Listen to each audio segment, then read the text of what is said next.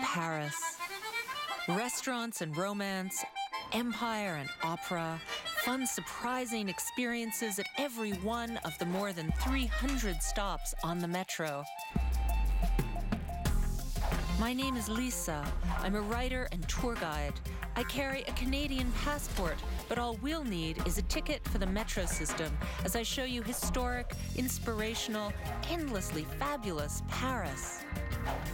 I'd like to share my love for this spectacular city with you, one stop after the next, by way of the exciting Paris metro system. So grab your French phrasebook and put on your walking shoes. We're going to Paris. Next stop, Gambetta.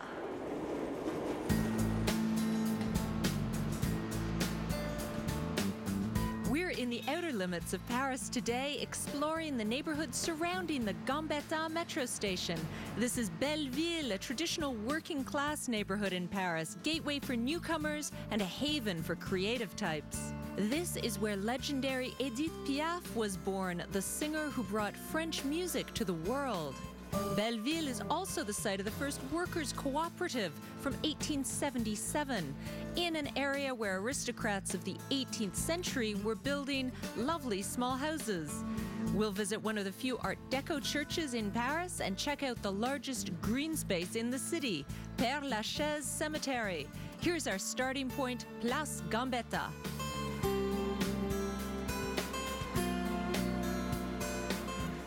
Let me begin by introducing you to Léon Gambetta, who gave his name to this subway station and place. Gambetta was a French lawyer and politician of Italian origin. He was well known for his opposition to Napoleon III.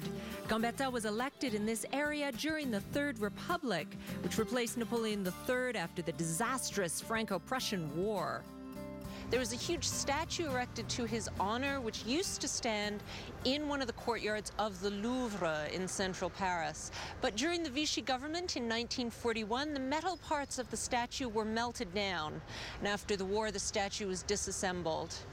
Now, the remaining parts of the statue are here in this square, and they were installed here in 1982 on the centennial of Gambetta's death.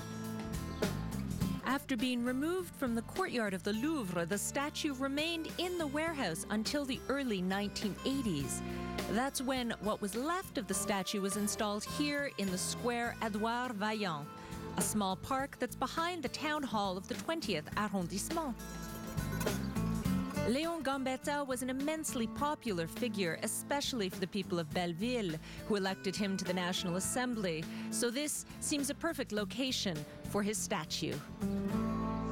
The Mairie in the 20th arrondissement on Place Gambetta was built in the late 19th century. It actually replaces the earlier one, which was in an old nightclub or guinguette, quite appropriate for the neighborhood. But as more people began living here, they realized they needed a serious town hall, so they built this one. The town hall of the 20th arrondissement is a symbol of the expansion of Paris. By 1860, the growth of Paris meant that the city was overcrowded and increasingly dysfunctional. The Emperor, Napoleon III, wanted to build a city that would rival London, so he hired Baron Haussmann to reorganize the city. Haussmann annexed the villages which surrounded Paris, so that 8 new arrondissements were added to the 12 that already existed. Here, the village of Belleville-Charonne became the 20th arrondissement. But though Belleville has been part of Paris for over a century and a half, it's never lost its identity. Let's stroll out from Place Gambetta and head north on Pyrenees Street. This road is actually 3.5 kilometers long. It's the second longest street in Paris after the Rue de Vaugirard. Now, 3.5 kilometers, barely over 2 miles, isn't very long for a city street. But in Paris, a street can go on for miles, but its names will change every few blocks. So when walking around, pay attention to the street names. It's easy to get lost.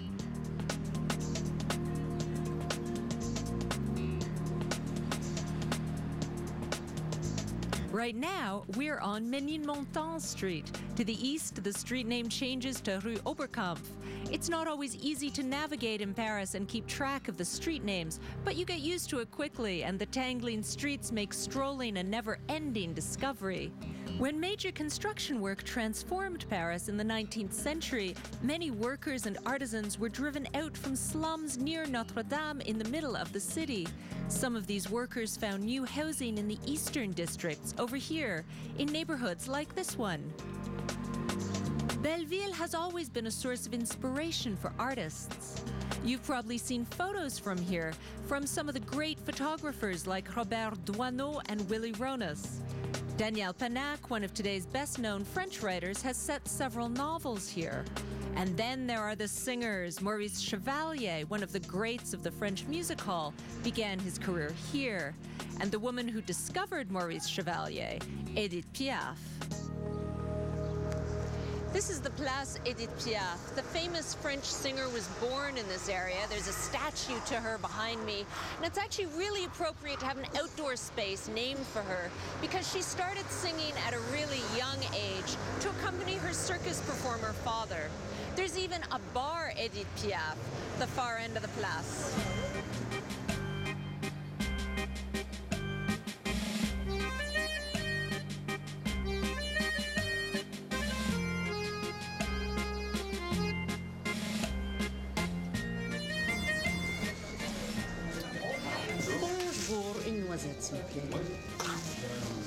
This is a great place to soak in the local vibe of the neighborhood. It's a good place to have a coffee or a drink in the afternoon, especially when the weather's warm, because you can actually sit out on the place. The bar is filled with photographs from all kinds of times in Edith Piaf's life. Edith Piaf was actually born right near here, either in the street, which is the legend she liked to cultivate, or in the hospital just next door. And I happen to know a secret. I know exactly where we can find out the truth about where she was born.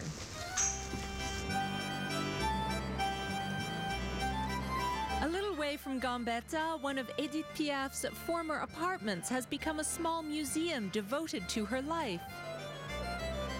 She lived very briefly at number 5 Rue Crespin du Gast. Just over a year she spent here in 1933, and now her apartment has been converted into a museum by the building's owner, who's a great fan of Piaf.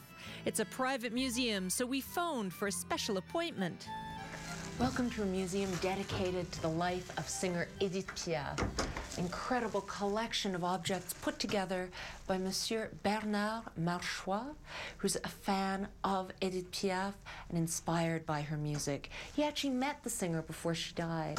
And what's funny about Edith Piaf is she was tiny. This is her actual height. She was known as the Little Sparrow because she was so fragile, but she had this huge voice. In fact, one of her husbands bought her a teddy bear that was exactly her height as a joke. Now, the apartment is filled with all kinds of objects that were important to Edith. I'm especially interested in this over here.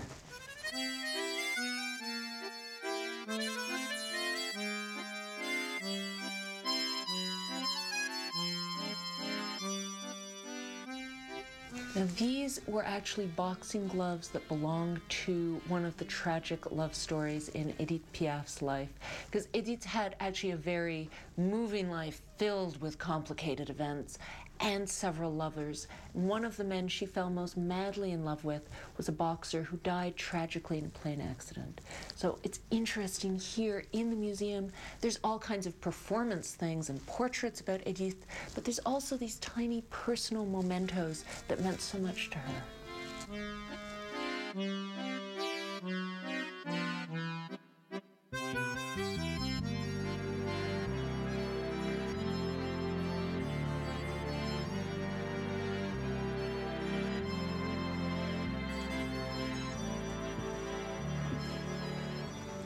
Esther Merchois has all kinds of dresses and accessories that belong to Edith Piaf, including this beautiful striped dress that Edith wore to a soiree. There's a photo attached of her wearing this very dress with a lovely fur jacket on top of it. But really, the dress that is the pièce de résistance of the museum and is the one that everybody really makes the pilgrimage here to see is in this other room. Now, the most important thing in the museum is this dress. It's one of Edith Piaf's performance dresses. She always wore black dresses on stage. In fact, her dress is so iconic that you could compare it to Charlie Chaplin's cane. It's really her signature that everybody knew to recognize her by. So to have an actual dress she wore on stage is an incredible thing to see. It's really moving.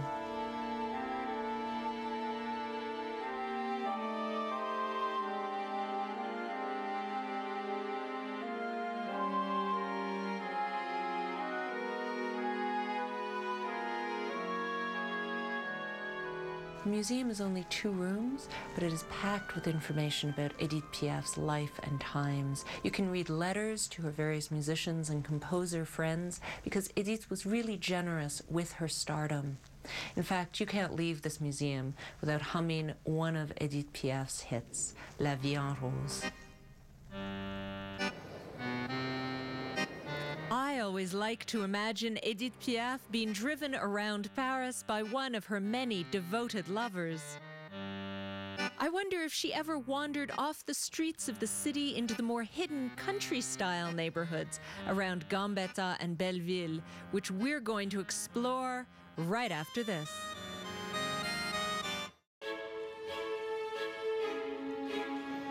We're in atmospheric Paris, visiting the neighborhoods surrounding the metro stations. Today, we're at Metro Gambetta in the popular and friendly neighborhood of Belleville. This is the poetically named Campagne à Paris, which looks and feels like an old village. It's just up from Gambetta, and in fact, it was purpose-built as workers' housing during part of the population boom in the neighborhood. Is a city you need to know how to explore because it's filled with small, secret places that aren't always easy to find. Sometimes you have to take a chance and climb a staircase even if you're not sure where it leads. The Campagne à Paris, or the countryside in Paris, is definitely one of those little-known areas, not visited by many tourists. But arriving in the streets, you'll be delighted by the quiet. It's hard to believe that the highway with all its noisy traffic is only a few minutes' walk away. The countryside in Paris is a real estate project that began in the early 20th century. Construction was suspended during World War I in 1906, and the project was finally inaugurated in 1926. It's a very small district with only 100 houses, but definitely take a moment to stroll here and soak in the lovely, relaxing ambiance. There are conveniently very few cars on these small roads, other than those belonging to the residents. The tramway is the latest addition to the metro and transport system in Paris. It actually circles the entire city, and at all the important stops, there's a public art installation. Here, we're at Porte de Bagnolet, and the installation is by American sculptor Mark Handforth. It's called Twisted Lamppost Star.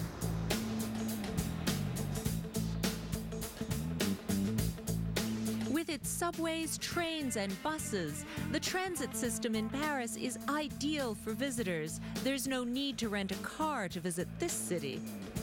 Even before the arrival of the subway in the early 20th century, the city was served by an extensive network of trams. These operated between 1855 and 1938 and now have returned to service since the early 1990s. The Twisted Lamppost Star is one of 18 works of art that are scattered along the tramway. The artist created many monumental works based on urban elements, such as this one.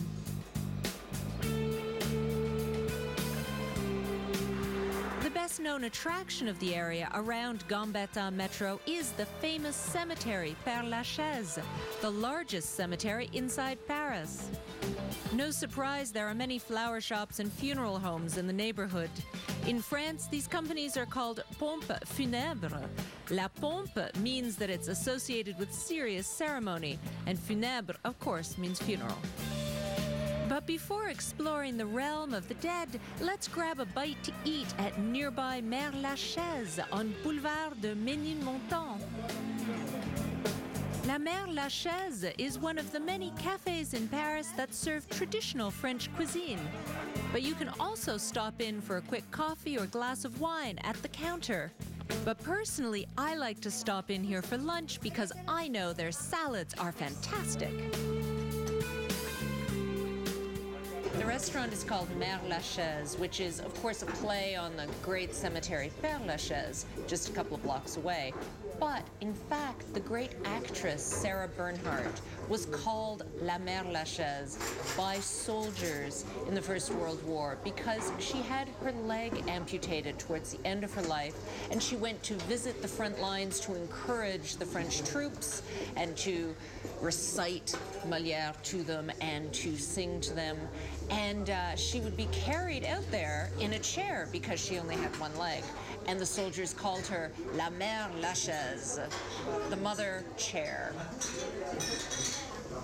Merci. Oh, ça a l'air super. Bon appétit. Merci.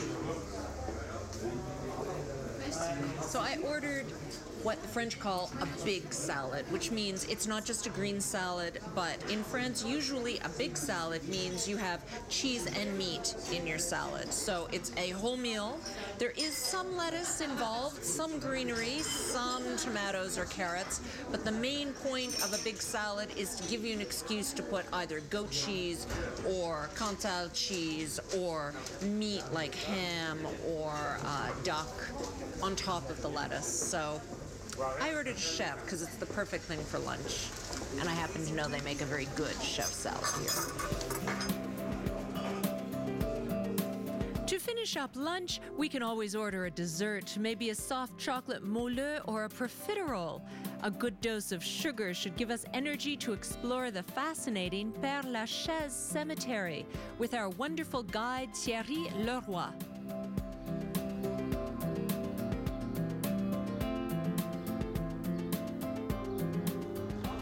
So Thierry, thank you so much for bringing me into the cemetery. I'm really looking forward to it. It's a gorgeous cemetery. It's my pleasure. So how did you start guiding people around Père Lachaise? I mean... You know, when I was young, 13 years old, I go in the cemetery. It's not a problem for me, but my interest is about sculpture, epitaph, you know. The art in the cemetery, okay. But after I did a travel in Egypt. You went to Egypt? Yes. Okay, and what's the connection? This is a big cemetery, you know, Egypt. Okay, true. If you have a good guide, it's very interesting, and we have a good guide. When you were in Egypt, you had a good guide? Yes. Okay. He says story about the pharaoh, and I say, I want to read it. This is a trigger of my passion now. You discovered that you wanted to be a guide at that moment. Yes. Okay, so that makes sense. Now my tour is different because I tell story to the audience. So if you want, let me share with you my passion. That would be great. Let's go. That sounds great. We're heading into a cemetery filled with stories, sculptures, and beautiful landscape in the company of professional Père Lachaise guide Thierry, who'll introduce us to some of the most famous tenants right after this.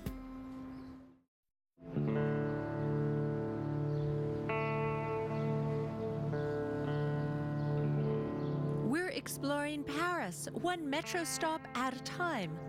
Today, we began at Metro Gambetta in Belleville in the eastern part of the city. This is the location of the famous Père Lachaise cemetery, where all sorts of celebrities are buried. Opened in 1804, the Père Lachaise is the largest cemetery in Paris. I'm here with Thierry Leroy, a guide who's just as comfortable in the company of the dead as he is with the living. The cemetery of Père-Lachaise is one of the many accomplishments of Napoleon I, who once said every citizen has the right to be buried regardless of his race or religion. Just before the Revolution, the centrally located Cimetière des Innocents was closed because of unsanitary conditions, which left Paris in need of a new cemetery. So Napoleon chose this site outside city walls. The site of Père-Lachaise was the former home of Père de Lachaise, the Jesuit priest who was the confessor of Louis XIV. Since the opening of the cemetery in 1804, more than 70,000 people have been buried here, and many cats live here as well. So we're going up to see Oscar Wilde's grave. Yes, we're Wonderful right. playwright. Yeah. Yes, I love this grave, but we have a bad story about this because there is a ritual. People come here to kiss. To kiss the sculpture. This tradition of kissing the tombstone of Oscar Wilde is very much in the spirit of the famous playwright, but the grave had to be cleaned so often it began to deteriorate. So now it's surrounded by plexiglass to protect it. It's an ugly barrier. I feel like we put Oscar in the second time in the jail, you know. He spent 2 years in the jail. And it destroyed his health. Basically, jail killed him. Yes. So now to have it behind barriers again is, it hurts the soul. Wilde's sculpture is by Jacob Epstein, who called the figure a flying demon angel inspired by Assyrian figures in the British Museum. The sculpture originally had genitals. Oh, that's a terrible story. The story is that actually the genitalia that used to be on the sculpture is now a paperweight on the Irish ambassador's desk. That was the story. No proof whatsoever. But I mean, poor Oscar Wilde. The monument has just suffered such indignities over time, but it is gorgeous to visit. It's very moving.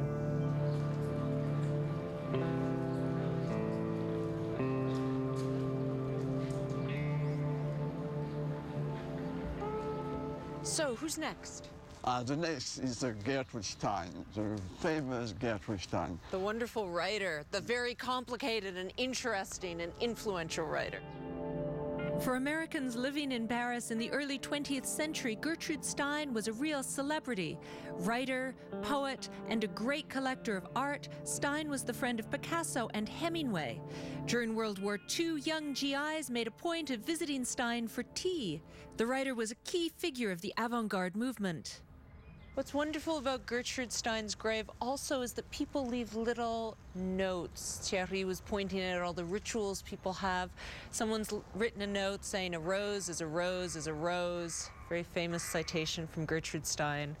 And someone's written, "You're still an inspiration to us." Very moving.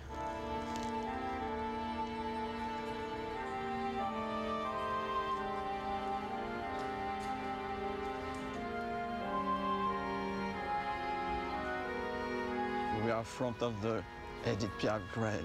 Right, the wonderful singer from this neighborhood. There's all these names on the tombstone, so... She's buried with her father and her husband, Okay. Théophanie Narbocas. Okay. It was a singer too. They song. Edith Piaf liked singers. Yes, Yeah. okay. And she's buried with another person, his child. Now, the story of the daughter is very tragic. Edith had a baby who died before reaching the age of 2, and this baby she named Marcel. And Marcel is buried with Edith Piaf. Now, the strange thing is that when Edith had this baby, she had not yet met the love of her life, who was a boxer named Marcel.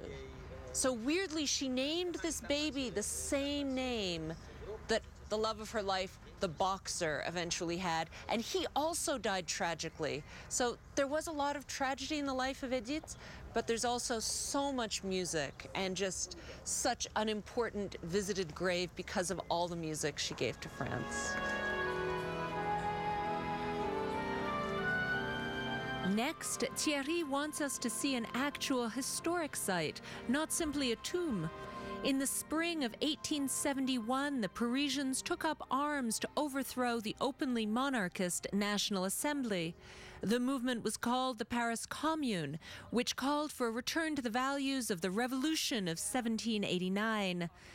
But after barely 2.5 months, the commune was brutally repressed and the revolt actually ended right here in Père-Lachaise cemetery, where the last insurgents fled. At the end of the fighting, 147 survivors were shot in front of this wall, called the Wall of the Federated.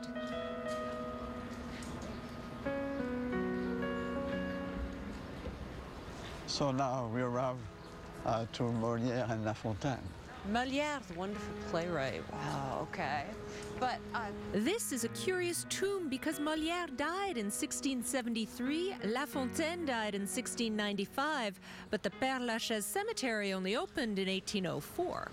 Thierry's been explaining why Molière and the famous fable writer La Fontaine are in Père-Lachaise. Their bones were moved here in order to drum up publicity for the new cemetery. Because Napoleon opened Père-Lachaise, no one wanted to be buried out here. It was too far from the city. They hadn't gotten into the habit of making this trek out to Père-Lachaise. But once they started burying famous people here, like Molière, the French Shakespeare, buried in Père-Lachaise, suddenly everybody wanted to be buried here. So it was a super successful publicity scheme. Molière would understand. You know, he had to work with the king. He had to put up with a lot of things like that. So he'd probably understand.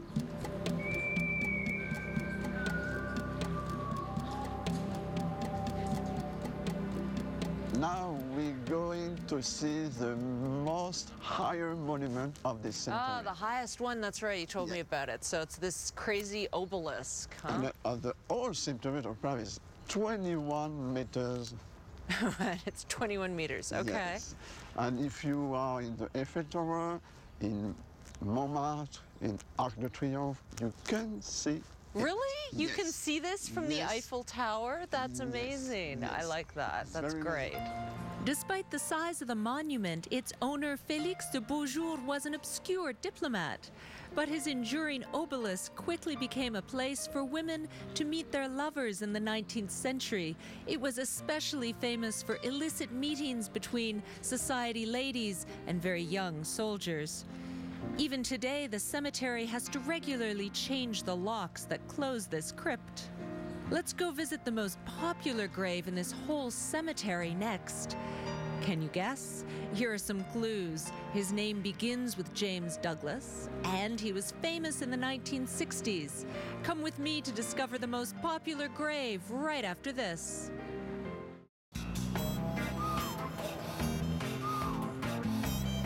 We're in fascinating Paris, exploring the neighborhood around the Gambetta metro station, which is an access for one of the most famous Parisian cemeteries, Père-Lachaise. So you're bringing me to the star of the cemetery, huh? Yes, the star of the cemetery is Jim Morrison. So Jim Morrison, the singer of the Doors, is the most visited grave? Yes, yes, yes. Everybody come here want to see the grave of Jim Morrison. So many people come here just for him. So it's over here? Yes, right here. Okay. So it's here. Because of the large number of visitors, Jim Morrison's tomb is surrounded by fencing. His tombstone's often stolen, and even the tree right next to the grave had to be protected. All around the tomb, there's graffiti, perhaps a way to pay tribute to the rock star who died in 1971. He died in Paris. Yes, he died in Paris, so he couldn't be buried in the French cemetery. You have to die or live. So if you live your life in Paris, you could Yes. also be buried here? Yes. Okay. So that's why Gertrude Stein or other people are buried here, even though they're foreigners.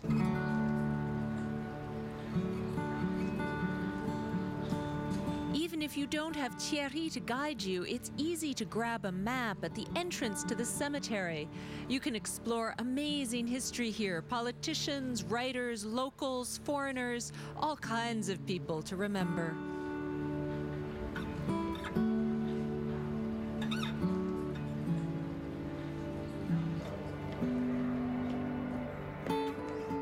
Because Père-Lachaise is such a large cemetery, there are many doors leading out of the area into the neighborhood. This particular small door leads to Rue de la Réunion, which takes us down to Place de la Réunion.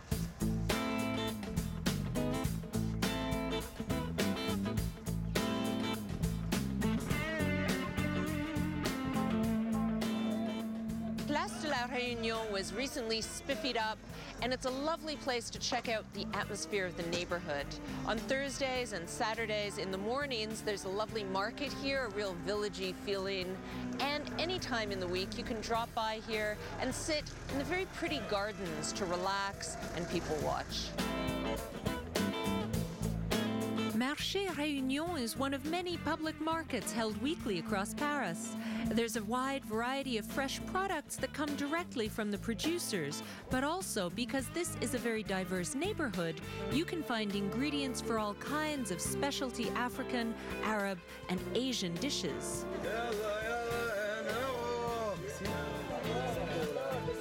The market is full of life, and traders are always ready to advise you on how best to prepare their food. It's a real festival of colors, noise, and of course odors in the midst of a relaxed atmosphere.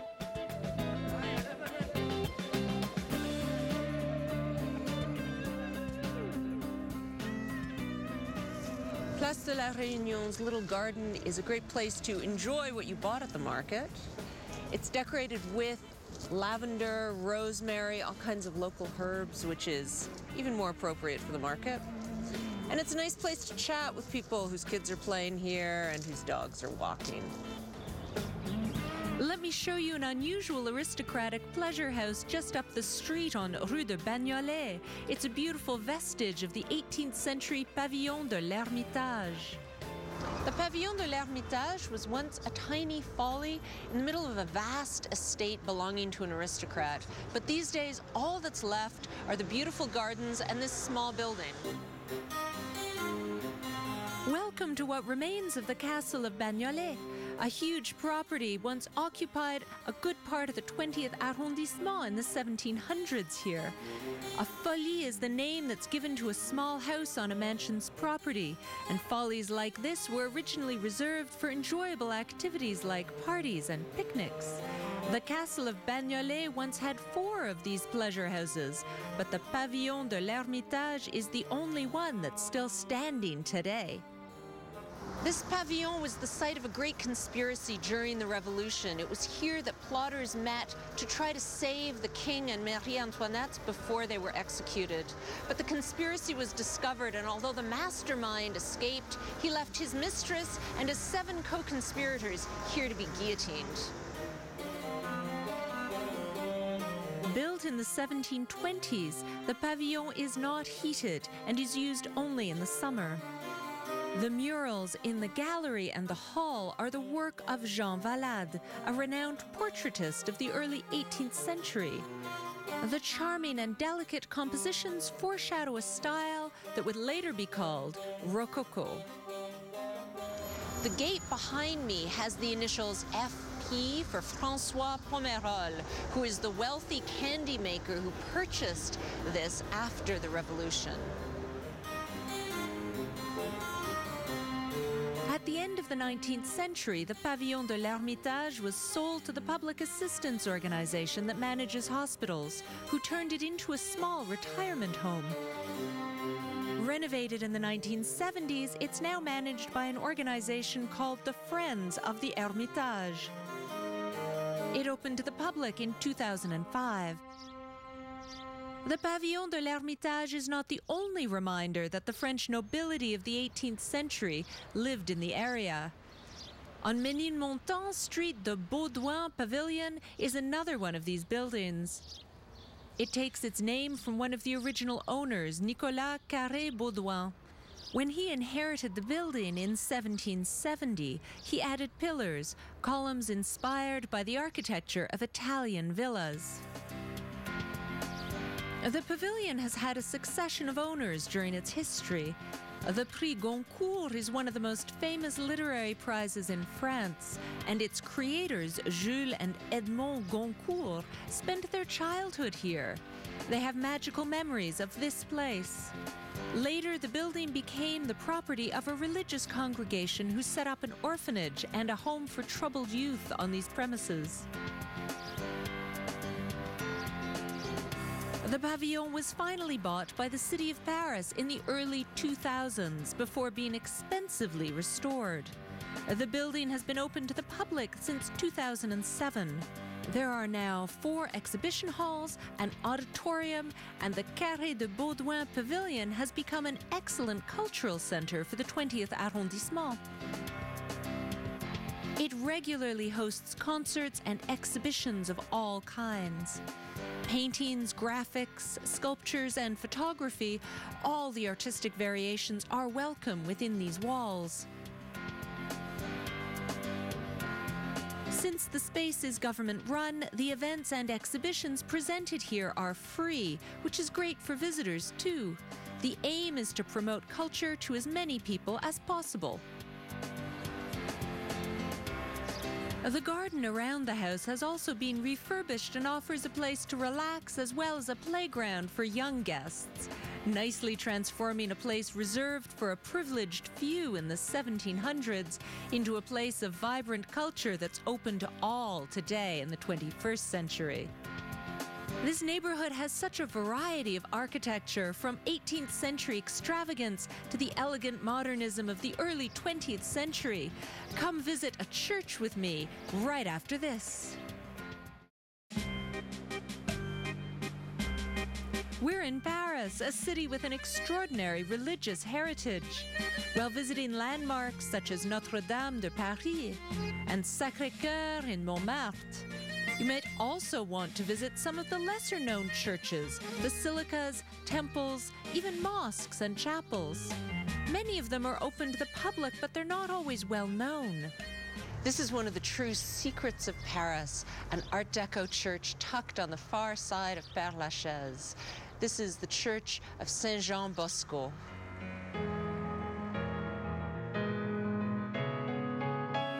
The church was built between 1933 and 1937. It's a beautiful example of architectural and artistic research for the Art Deco movement. It's a concrete building, painted white, and its bell tower rises to 175 feet. The design was inspired by the Notre-Dame Raincy, a similar Art Deco church built in the 1920s in a town near Paris. The building of the Church of St. John Bosco was approved within a comprehensive plan to build religious buildings, launched by Cardinal Verdier in the early 1930s. Since then, more than 300 churches and community centers have been built in the arrondissement of Paris and its suburbs, which is surprising considering the religious commitment of the French has been waning over the past 100 years. Be sure to step inside the church. It's a beautifully preserved example of Art Deco. The 1930s were, of course, a period of great economic depression, where expensive materials were difficult to come by. Unusual materials such as onyx and bronze for the construction of the altar and pulpit were used. The fresco, sculptures, and stained glass windows were made by some of the best craftsmen in Paris, specializing in religious art of the time. The church is dedicated to St. John Bosco, an Italian priest who devoted his life to the education of disadvantaged youth in the 19th century. He was canonized in 1934. He's also the patron saint of printers and apprentices.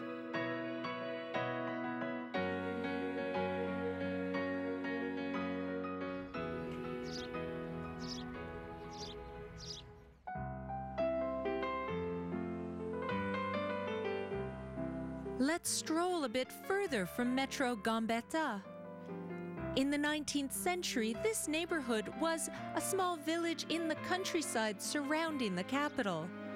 Today, a bit of this country atmosphere remains in its streets. Sometimes the streets are very narrow. Here, the Douai passage is the tiniest in Paris. It measures only 32 inches wide at the beginning. Its name, Douai, means source in Old French. It testifies to the presence of numerous water sources under the pavement of the neighborhood. No wonder the city is so notoriously damp.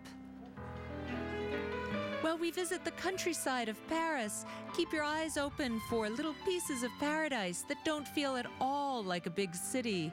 Here's Villa Georgina, a small street lined with trees and homes, all of which have their own gardens. Here's another well-known road in Belleville and one of my favorites, the Passage des Soupirs, which means the passageway of sighs, which was once a small country road that has managed to keep its personality despite being incorporated into the big city. Today, the poetically named street leads to a community garden that's currently being rebuilt. This is Saint-Germain-de-Charonne, a church that has been standing here since the 12th century. This was once the heart of a small village, quite a ways from the city of Paris.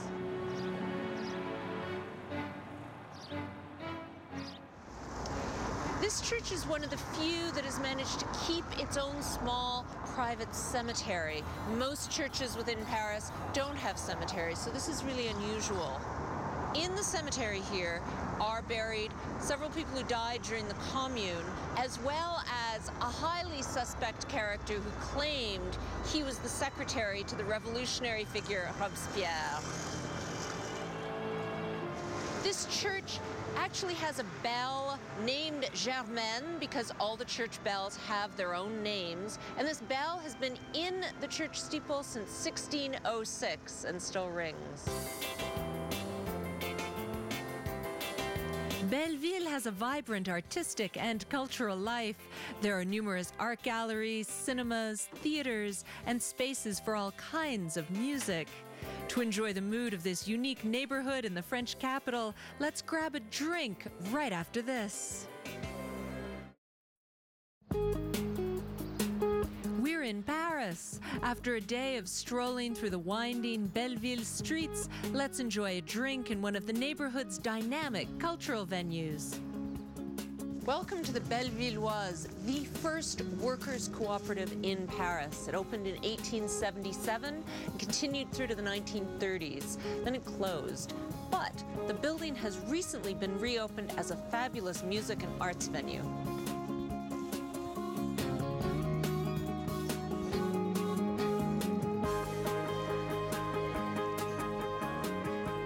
This room is called the Hall of the Olive Trees. It's a lovely place to hang out, have a drink, bite to eat. And every night there is at least a singer and sometimes a band. There's all kinds of music in this space, from hip-hop to swing music, from classical music to jazz. You can hear all kinds of things here, and you can even see burlesque shows. And in the upstairs part of the hall, there are vernissage, art openings, and tonight I'm going to check out some new work.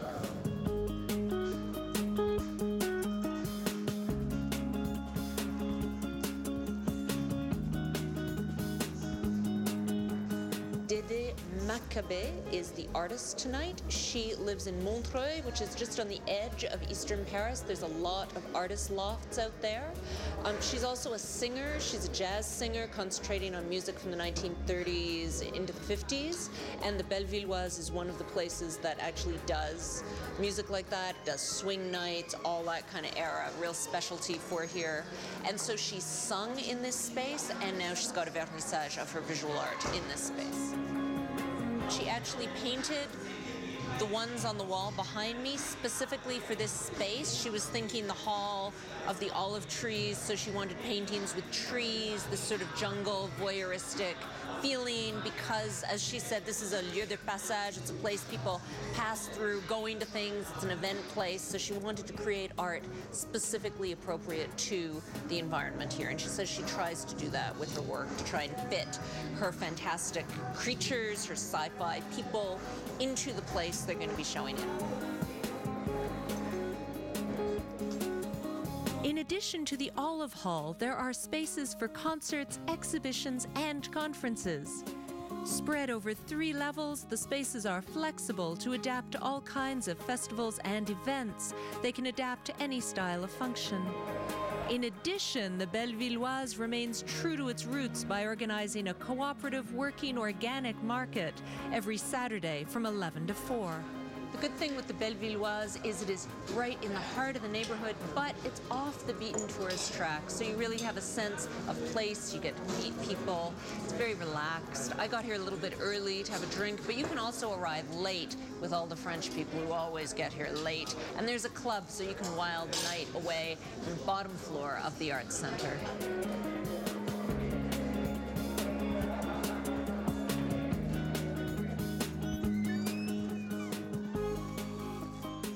I love that place, but I'm going to go home before the band starts tonight because we walked so far in Père Lachaise, which is such a wonderful place to stroll and learn about history. And anyway, I can go home with all the music of Edith Piaf in my head. Let's see what we can get up to next time on Paris Next Stop.